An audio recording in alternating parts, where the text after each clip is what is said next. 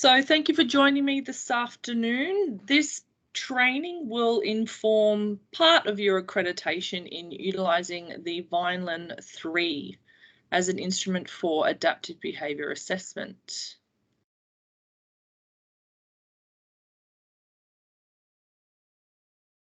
Some objectives for today's session. We're going to review some key statistical concepts in relation to standardised instruments.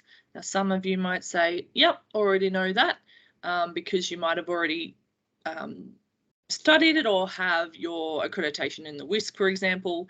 It's a lot of the same statistical concepts in this instrument as you would find in all of your standardised instruments that we have available. Another objective of today is to familiarise yourself with an adaptive behaviour assessment, which is the Vineland 3. Understand what adaptive behaviour is and how the Vineland 3 measures that. Understand the uses of this instrument and know what you need to do next for your accreditation.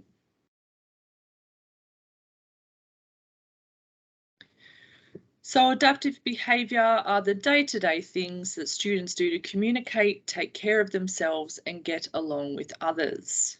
And one could argue that adaptive behaviour is more important than an IQ score.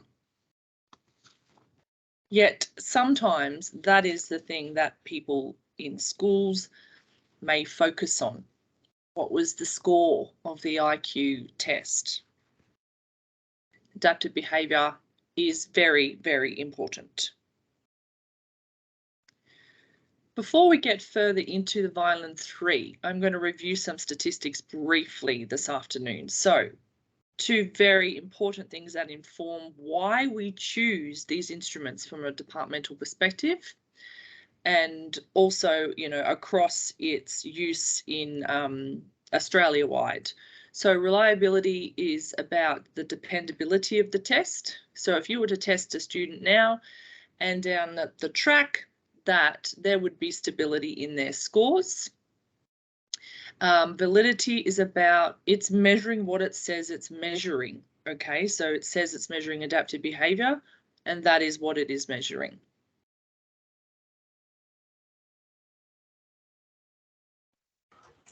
Hi, Seppi. A mean. So when people say average, they generally mean the mean. So for this next one, what is the mean of the following set of numbers? You add all of those numbers up, divide it by how many numbers there are, and that is how you get the mean. But an important thing to think about when we have a set of numbers is that, and we're finding the mean of those sets of numbers, they are susceptible to outliers. Okay, so in that example, 600 is the outlier, which is going to obscure that mean. Then this will be relevant later.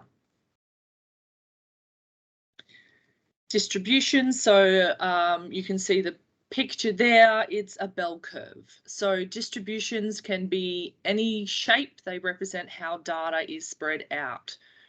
The results of most psychological assessments produce a Gaussian distribution, so the bell curve, for a large enough sample. So most of the standardised instruments that we use in our practice have quite large sample sizes to make sure that we are firstly getting data from a range of populations of people, and as well as that we have enough to have a range of scores.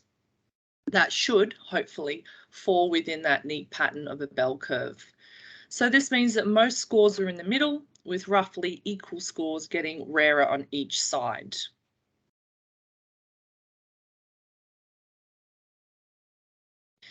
The standard deviation may also be represented as just the letters SD in capitals. So it measures how spread out a distribution is. So the technical name for standard deviation is the mean variation of the data. So for normally distributed samples, 68.3% of scores lie within one standard deviation of the mean, 95.5% of scores lie within two standard deviations of the mean, and 99.7% of scores lie within three standard deviations of the mean. So a note on 2 standard deviations, which in the old EAP land is what we were looking at in terms of meeting eligibility criteria for criterion 1 in those standardized instruments. So the standard 2 deviations, this represents 95.5% of the population, as is written there, which means that 3.5% of the population lies outside of this range. So it is relatively uncommon for them to lie outside of that 2 standard deviation range. And approximately 2.25% of the population would be expected to be below 2 standard deviations. A raw score, this is an unmodified score. So this is where you add up your scores in your questionnaire for the Vineland. You just simply add them up. You still need to do something with that number to be able to interpret it or to compare it to the normative sample to make any sense of those numbers. So a raw score is like meat, is like raw meat. There's nothing done to it yet, unless you particularly like ceviche. Scaled score is a score that has been adjusted so that it can be comparable with other scaled scores. Scores are usually scaled using large studies, ideally thousands of participants, which is what I touched upon earlier, to create a normal distribution of results. And this allows for fair comparison of results from different assessments and ages. And so scaled scores, they are reported using a set mean and standard deviation. A standard score is calculated based on a normal distribution with a mean of 100, so that's your average score, and a standard deviation of 15.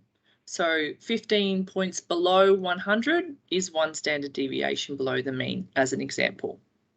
Standard scores are commonly used for the adaptive behaviour domains and the adaptive behaviour composites. Now, anyone that did the ABAS presentation with Karen Herbert will hopefully be connecting with some of these things or reviewing some of these concepts already. The standard error of measurement and the confidence interval, they measure the same thing. What would the score be if we did the assessment again? So if a measure, it is a measure of how precise the score is. So in the Department of Education, our confidence interval, we report 90%. You will find most psychologists will report 95%. So it essentially means that we are confident on any given day that the scores, the real score, would lie between these numbers. Standard error of measurement and confidence interval are not entirely the same thing, but for the purposes of this presentation, it will do. And finally, percentiles. A percentile is a way of turning a standard score into a more easily interpreted number. So repeat after me, percentiles are our friends. The percentile is the proportion of the population that would likely score the same. So percentile score means that the performance was as good or better than 3% of the population, 50% of the population, whatever that percentile score is. Okay, now that we have recapped on some of those important statistical concepts, we'll move on to the Vineland 3. But before we do, I'd just like to tell a joke, because if anyone's been online with me before, I try to keep this engaging. It's very difficult to sit and listen for an hour, so hang in there. I am just going to call randomly upon Garrett. Garrett, would you mind taking your microphone off mute so I can do a quick knock knock joke? Okay, ready. Okay. Knock knock. Who's there? Impatient sheep. Impatient. Bah! Thank you. You know, just as you did that, it hit the ball at my window. Thank you, Garrett. And I'm just going to mute you. Okay. So the Vineland 3. is an individually administered measure of adaptive behaviour. It is the latest revision of an instrument that has been widely used in the assessment of individuals with intellectual, developmental and other disabilities. The ABAS is also a measure, or the Adaptive Behaviour Assessment System, ABAS, is also a measure of adaptive behaviour. This, however, is my preferred instrument, and I think you'll see why as we go through. Just briefly, here is the history of the instrument over time. The Vineland 3 forms carry forward the same domain and subdomain structures that have been used since the initial Vineland, published in 1984. So it's important to differentiate when we're talking about cognitive ability versus adaptive functioning or adaptive behaviour. So cognitive ability is generally defined as an individual's repertoire of skills or knowledge that are either innate or they're acquired. So it's about skills that an individual is capable of performing. In contrast to cognitive ability, which is considered relatively stable for most people over the course of their lifetime, adaptive behaviour is generally defined as performance of skills that are necessary for personal and social sufficiency. So the skills an individual does perform independently in daily activities and routines. Now, unlike, well, actually not unlike cognitive ability, because that can erode and decline over time, or if there is a acquired brain injury, it might regress. But adaptive behaviour as well can erode, but it also can improve as a result of intervention, changes in the individual's environment, physical or emotional trauma, and other events as well.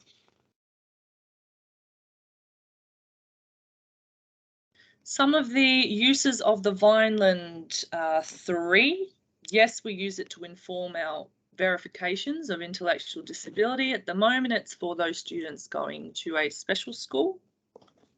However, it has other uses as well, which sometimes you may not think about.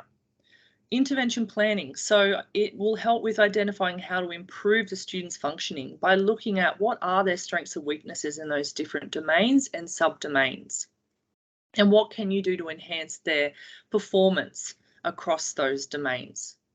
It can also be used for progress monitoring. So periodic administrations of the Vineland 3, you don't have to wait 2 years in between administrations like you do with the WISC-5. So over time, this enables you to monitor the individual's progress, and it's actually a way to show that there's been some outcomes achieved from the intervention that has been put in place in an educational setting. And then finally, it can be used to assist with a diagnosis of ASD. However, that would not be the only thing that you would look at, and certainly we are not diagnosing ASD. So according to the authors of this instrument, they define adaptive behaviour as the performance of daily activities required for personal and social sufficiency. Adaptive behaviour has 4 inherent principles. Adaptive behaviour is age related. So some of the questions in the Vineland 3 for a 15-year-old being able to tie your shoelaces, well, that's obviously going to be more related to a younger age. Adaptive behaviour is elevated in a social context. It is modifiable, and it is defined by typical performance, not by ability, as I said before. So for most, repertoire becomes larger and more complex with age. Humans are social creatures, so adaptive competence cannot be defined in absolute ways, but in reference to the expectations and standards of others in that culture, in that community, in that country. Additional adaptive functioning can erode or improve as a result of intervention. I've said that already. Factors such as limitations imposed or lack of motivation can result in adequate ability not translating into adequate performance. So this is where the a person's maladaptive behaviours might come into play. Those maladaptive behaviours may be impacting their ability to improve or to function normally with their adaptive behaviour. I'll touch more on maladaptive behaviours later because that is actually one of the domains that the Vineland measures, which is really quite helpful in certain situations. So yes, adaptive behaviour is what someone actually does as opposed to what a person is capable of doing. So, oh yes, you can do that, the teacher might say. And then you would say, but how does he do that? Where does he do that? The primary goal of assessment is to accurately describe the behaviour. So an overview of the Vineland 3. It's available in 3 administration forms, online and on paper. Unfortunately, we are not using them online. So our method in the Department of Education at this current time is to utilise the paper-based forms. So there's an interview form, which you'll find is blue. There we go. Parent caregiver is red, and then the land that you'll be working mostly in, or the domain, is the teacher domain, which is green. Your SGO will have forms for you to collect from them for future use. So the Vineland comes with a domain version and a comprehensive version in each of those 3 colours that I mentioned. So the domain level provides scores at the domain level only and takes less time to administer than the comprehensive form. Okay, the comprehensive form, it is more, as its name says, comprehensive. So there are more questions. And it provides more information about specific adaptive behaviours, and you'll see that when it breaks down those domains into subdomains. So for communication, it'll break it down into subdomains of expressive communication, for example. Oh, and look at that. This slide shows you what those domains are broken down into for their subdomains.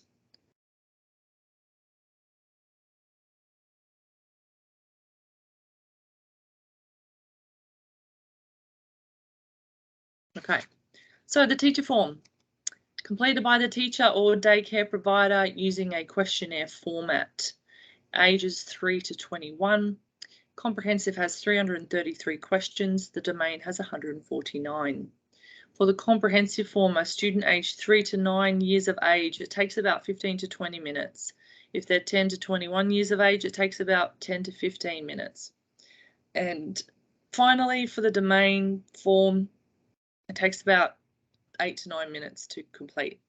However, in saying that, the best practice considerations and what the research evidence base says about adaptive behaviour assessment is it's not just about this instrument, and you're advised to follow a semi-structured interview format. So yes, you're asking the specific questions from the Vineland 3. However, you're going to use it as more like an interview where you might ask clarifying questions. You might ask additional questions about when and how they might do that. So therefore, it might take a little bit more time to administer than what is advised here.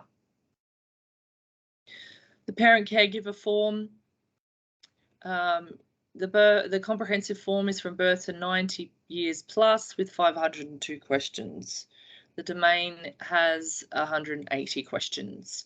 And the language is simplified to roughly a year 5 reading level. Okay, so sometimes our caregivers may not have the reading ability of year 5. So we do sometimes need to sit through and read those questions out with them to make sure they are understanding. You may at times need to have an interpreter there to also help relay that information so the parent or caregiver is understanding what's being asked of them. Then finally, we have the interview forms. So this might be completed by yourself with a respondent typically, but not necessarily a parent, and it uses open-ended questions. It has two versions. It's got with prompts and without prompts. So it's really quite extensive, the number of questions that are asked in the interview form. So for example, in the written communication domain, one of the questions is identifies all alphabet letters, both uppercase and lowercase.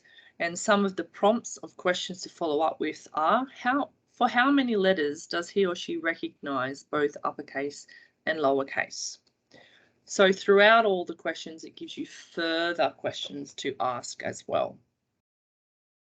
The comprehensive form has 502 questions and the domain form has 195.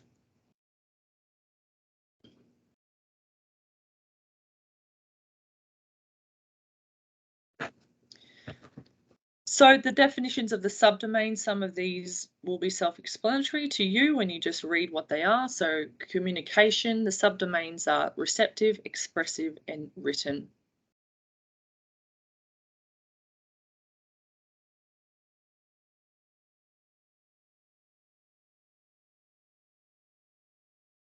For daily living skills, we have the subdomains personal, domestic, numeric, community, and school community. And you can read there what those subdomains are specifically measuring.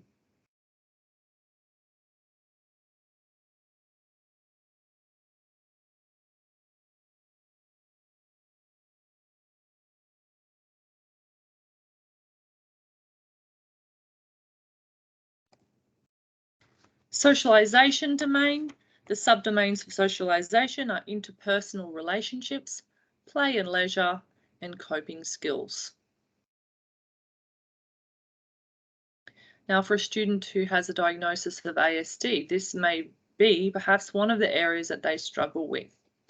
Additionally, if a student has very low coping skills, so their ability to demonstrate behavioural and emotional control in different situations involving others, or their interpersonal relationships are low in their ability to respond and relate to others, including friendships, social appropriateness and conversation, that would indicate to you that the maladaptive behaviour domain, which we'll go through after we've seen these ones, it would indicate that you should be administering the maladaptive behaviour domain as well. It's also about knowing your learner before you come to administer this questionnaire with the teacher, is that you have an idea and understanding and you've observed the student and you know about them. And I'll talk a little bit more about that later. And finally, well, not finally, but this is one of the optional domains that you can administer. And this might be utilised based on the student's age, or if you know or are aware they have a physical disability, then perhaps motor skills is one you'd like to look at. So it breaks it down into gross motor and fine motor. And now we're talking about the maladaptive domain. So it is optional. What you need to do is know your referral question and know about the student. Check their behaviour records on One School. What is the referral question about? Are there any behavioural issues? Do they have a neurodevelopmental disorder? And are there any mental health difficulties? If you say yes to any of those questions, then I would advise doing the maladaptive behaviour domain. So it measures undesirable behaviours that interfere with adaptive functioning. We have internalising, for example, anxiety and depression. We have externalising, for example, hyperactivity and disruptive behaviour. And then we also have critical items that are measured in the maladaptive behaviour domain, which are things like self-injury, suicidality, and aggression. It's important to remember high scores in maladaptive behaviour indicate problem behaviour, not more adaptive behaviour. So if you send in this questionnaire for checking from your senior guidance officer, and the senior guidance officer gets to this point and every single maladaptive behaviour domain question is all circled 2. You might be thinking perhaps this questionnaire wasn't explained accurately to the teacher. I might even make the assumption that the questionnaire was just left in the teacher's pigeonhole and not actually best practice is to sit down and go through this instrument with them to make sure it is valid. So scores that add up to 1 to 17 would be considered average. Scores that add up to 18 to 20 may be considered elevated, and scores of 21 to 24 may be considered clinically, try that for a third time, significant. Critical items cover more severe maladaptive behaviour, so they don't add up to anything because then it's not a unified construct. It's just asking further information that is definitely worth reporting on if you have any scores of 1 or 2 for those critical items. And you'll notice on the forms that these, the maladaptive behaviour domain sections are labelled ABC. They're not labelled internalising, externalising, and that's because we don't want to inadvertently influence the responses of the participants.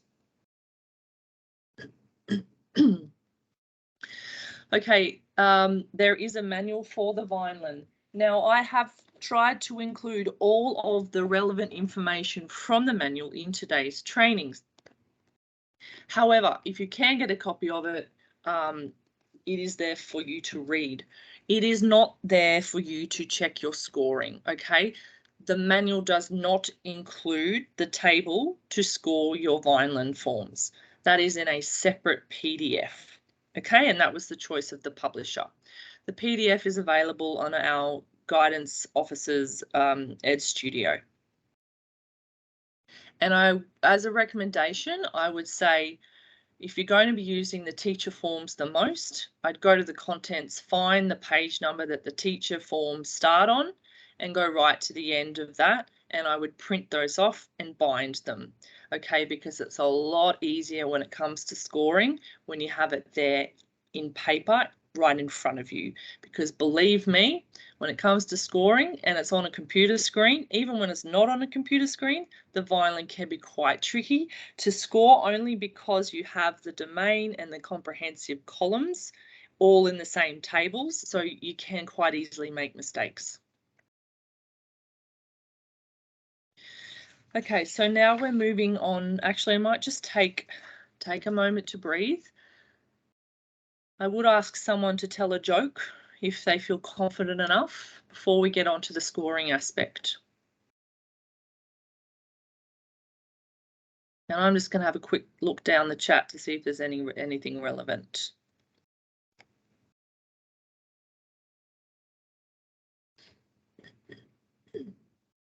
So Anna's typing, Anna Christensen, Senior Guidance Officer. I hope that you are typing a joke. I didn't even know I was typing, sorry. Do you have a joke, Anna?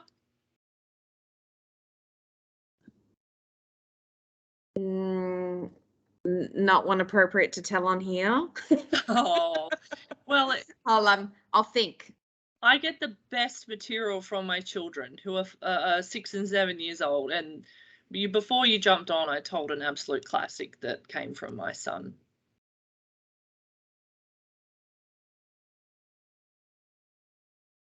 Oh, no one's feeling particularly comical this afternoon. Just going to wait to see what Garrett has to say, and then I'm going to move on.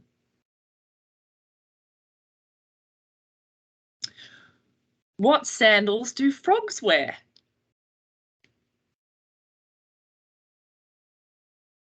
I don't know. I was going to say Crocs. Open-toed. Thank you, Garrett. Okay. Oh, okay. One more, Anna. Why do ducks wear pants?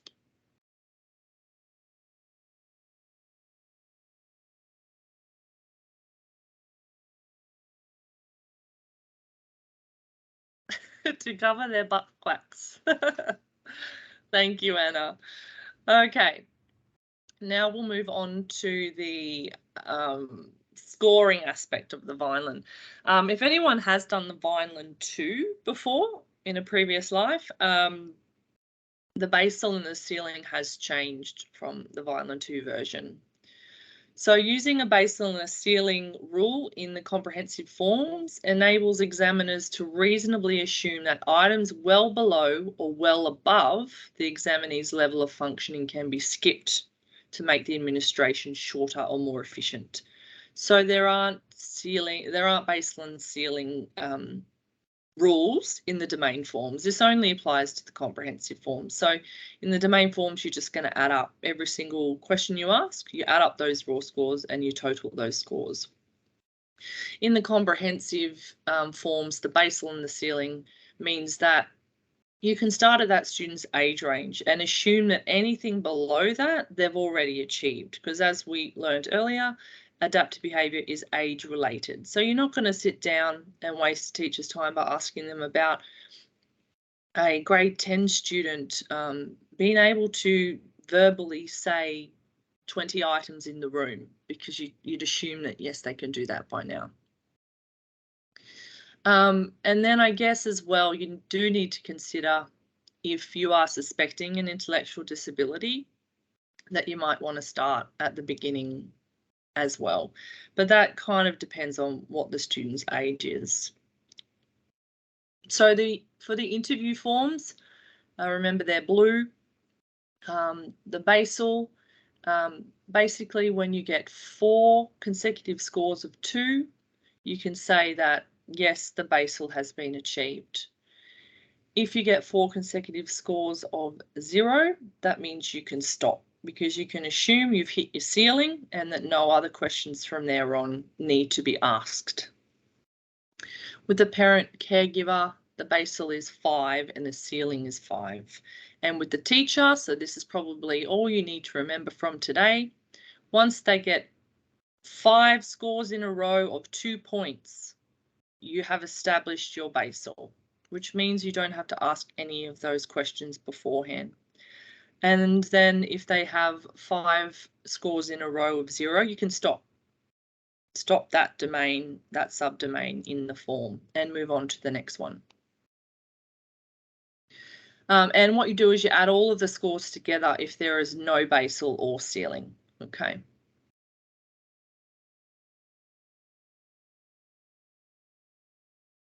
Are there any questions there? Basal and the ceiling quite often catches people.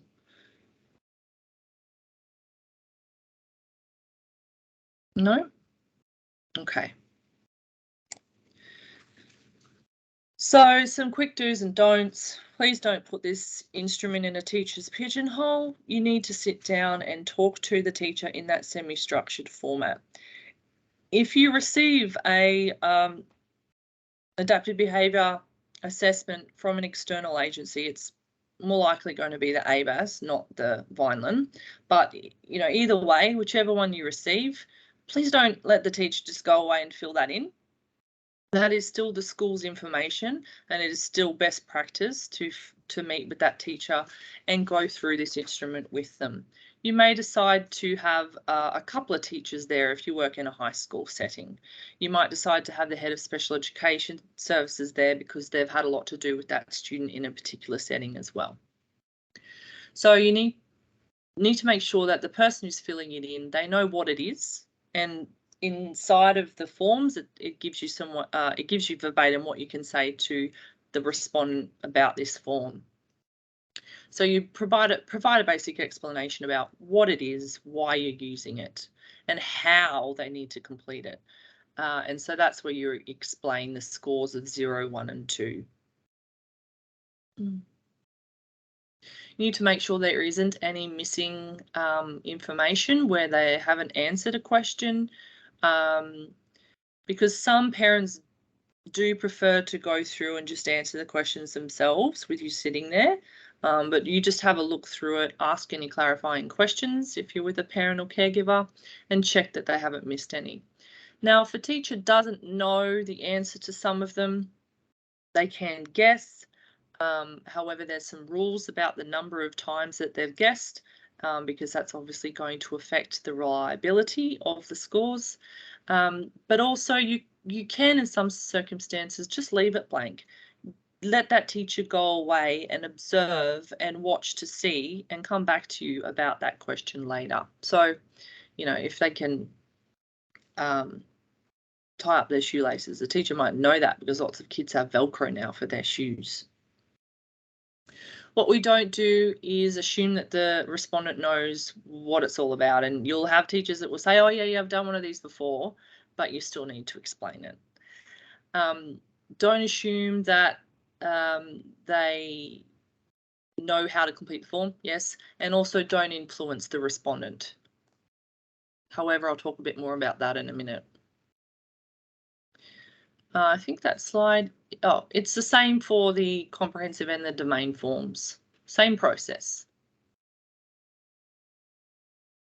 So orienting the person to the form, you know, you begin by explaining the purpose of the form is to have the respondent report on the examinee's typical behaviour, adaptive behaviours. The scoring is 2 is usually, 1 is sometimes, and 0 is never. We score according to how often the behaviour is performed when needed or appropriate. You score according to how often the behaviour is performed independently without help or prompting.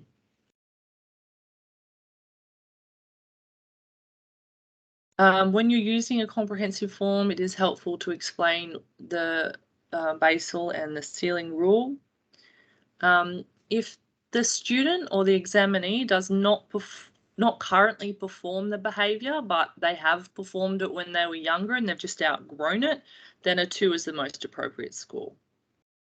If the respondent, so the person filling in the form, does not currently, hang on, that's supposed to say examinee. The examinee does not currently perform a behaviour and has never performed it, so they haven't learnt it yet, for example, then the appropriate score is 0.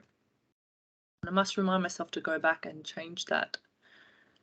And then if the respondent, so the person filling in the form, has to guess, then you need to tick an estimated box because you're going to have to calculate something after about that. So because the items within the form, the adaptive behaviour sections are ordered according to increasing difficulty, because obviously the older you get, the more complex adaptive behaviours you would expect to see. The general pattern should be one of gradually decreasing scores as their items become more difficult.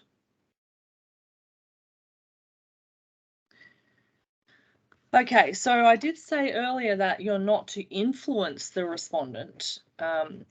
However,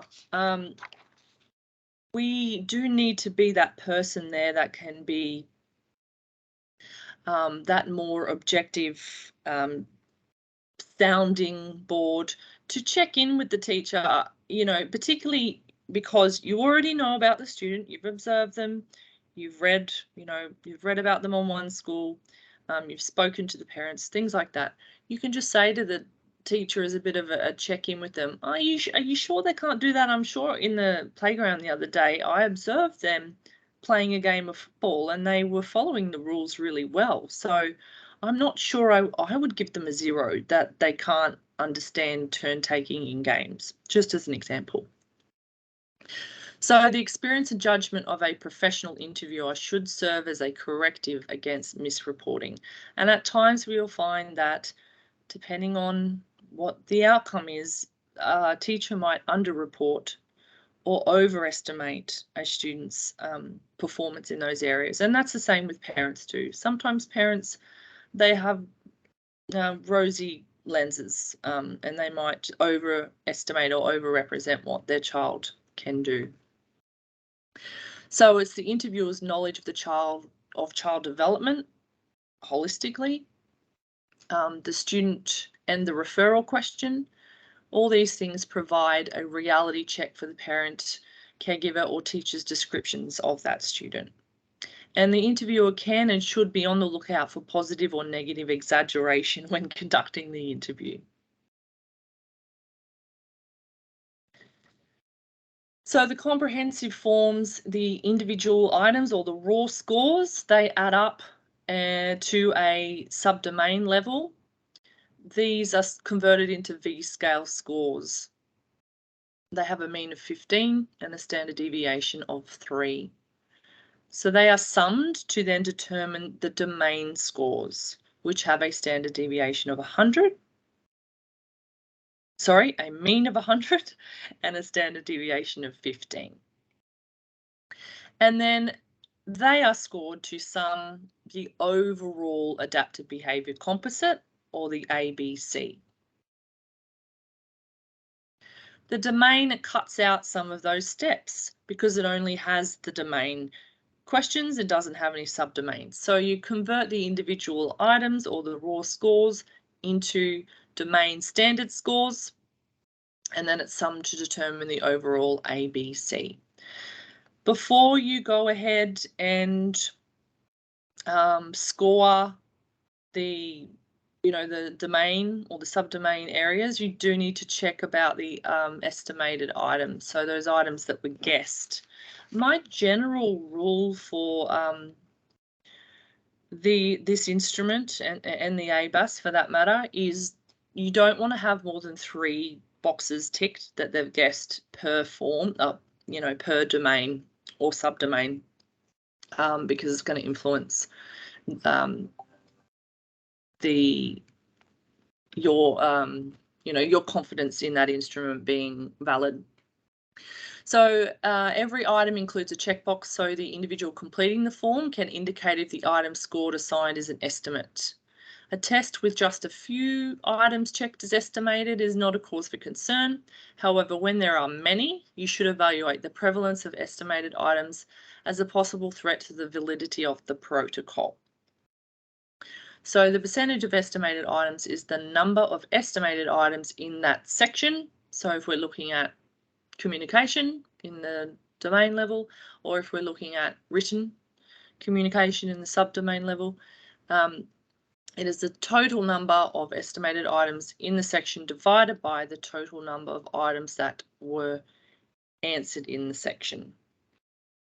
So anything below 15% is probably not compromised.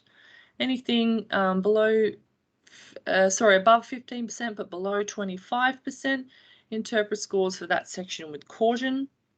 And if it's anything above 25%, you do not interpret scores for that section.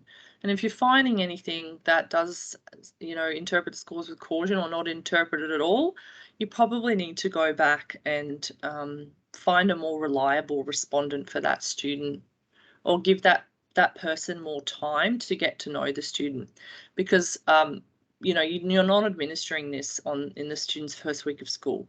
You need to give the teacher at least 10 weeks, a whole term, to get to know that student before you would administer this instrument. So in a nutshell, the interpretive steps are describe their general adaptive functioning, describe their performance in the adaptive behaviour domains, describe their performance in the subdomains if you've used the comprehensive form, identify their strengths and weaknesses, and describe any maladaptive behaviour if applicable. Chapter 4, or page 65 in the manual, describes the steps for interpreting performance on the Vineland 3. But your SGO will certainly help you with your interpretation of the results as well. The table in your reports should have the domain, the standard score, the confidence interval, the percentile rank, and the descriptor. Now, as I said earlier, the motor skills domain and the maladaptive domain are optional, and they do not get included in the overall adaptive behaviour composite, or the ABC. And the motor skills domain is recommended for up to 9 years of age. Here are the qualitative descriptors. So you've got because this won't be on the actual form, okay? So any scores between 130 to 140 are high, 115 to 129 are moderately high, 86 to 114 adequate, 71 to 85 moderately low, and 20 to 70 is low. And then you also have the descriptors for the subdomains, but we don't always report on that when we're writing up our interpretation. Okay, so when we're looking at strengths and weaknesses analysis and pairwise difference comparisons, these are referred to as ipsative analyses. So the strengths and weaknesses analysis is a statistical comparison of each domain standard score to the mean domain standard score. That's why we went over the definition of a mean at the beginning of this presentation. Statistical comparisons of each subdomain V-scale score with all other domain standard scores as well. So you can have a look when using a comprehensive score. Say, for example, their motor skills domain was adequate, but when you actually went and looked at the difference between their gross motor and their fine motor, actually their gross motor was a significant strength, or their gross motor was a significant weakness. So it is a good way to compare those two different performances when we're looking at strengths and weaknesses. And then the pairwise difference comparisons is a statistical comparison of each domain standard score with all of the other domain standard scores. So you're looking at, is communication better developed than socialization?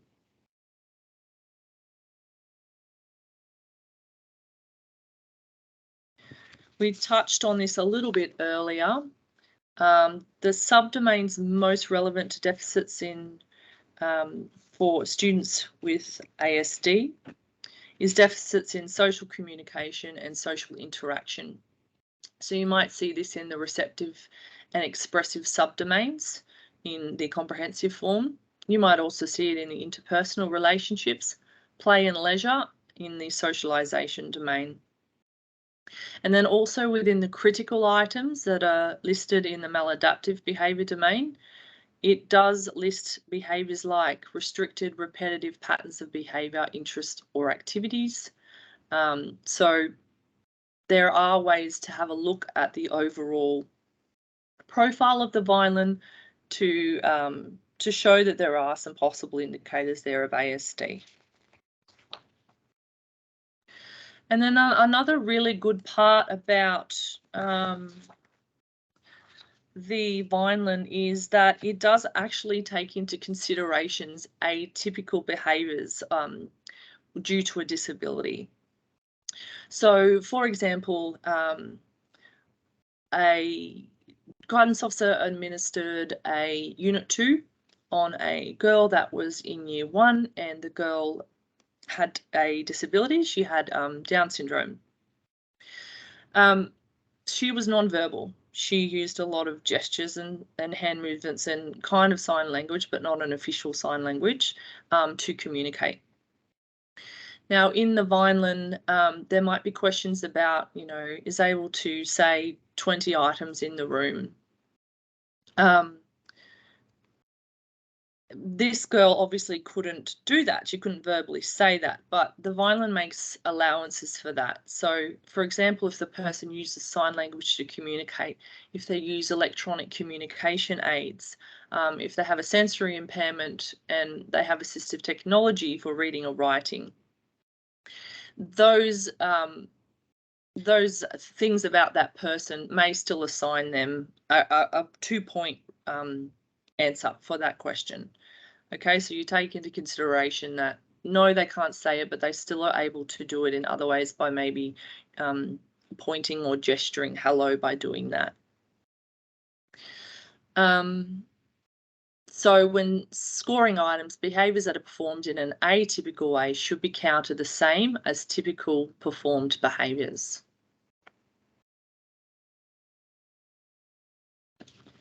One other thing that I just realised is not in this presentation is another benefit of the Vineland 3 is the growth scale value. So remember earlier on in the presentation, I mentioned that you can utilise the Vineland 3 for progress monitoring. where you would periodically administer the Vineland. So if you want to do it at the beginning of term 2 and then again in term 4 to track the progress of some of the intervention that you've suggested based on the initial results. The growth scale value is a way that you can calculate specifically how much that student has moved or gained or regressed in that matter in that particular area. If you were just to calculate the student scores in compared to the normative sample in the first time and then you compare it to the normative sample in the second time, you're probably not going to see any growth because you're comparing them to, you know, thousands of students. The growth scale value, it gives you a number to look at that student's individual growth or regression in each of those domains. Okay, so it is a handy thing to look at. And when you come to scoring, which we do not have time to do today, but when you do come to scoring, you will see that the growth scale value is in there as something you fill in. And the other thing that is in the form is the age equivalents. You do fill those in as well, but we usually you know, don't report on age equivalents because of that judgment and that interpretation when you tell a parent that their writing is equivalent to a 3-year-old. Okay, we don't like to do that, but the forms do have age equivalents to calculate for your information. Alrighty, so I think it's important to just reflect on this because this is about the whole reason of why we're doing administering this assessment. What interventions, delivered by whom, in what setting, over time are likely to bring change? Okay. We want to be using the Vineland for a reason.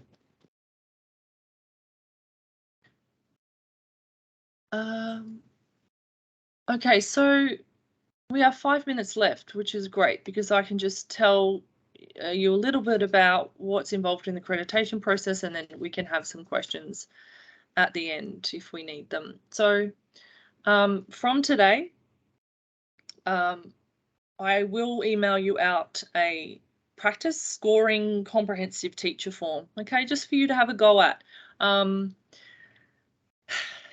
You will need the PDF of the tables to interpret those scores.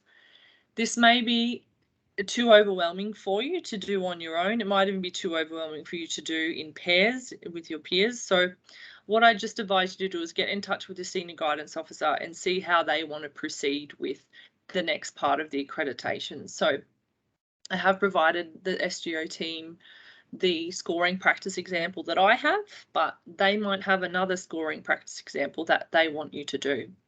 I will email you a quiz. It's optional. You don't have to do it, but if you're running this training with me in the room, I'd probably have my little lollipops as gifts for people to get the quiz all correct.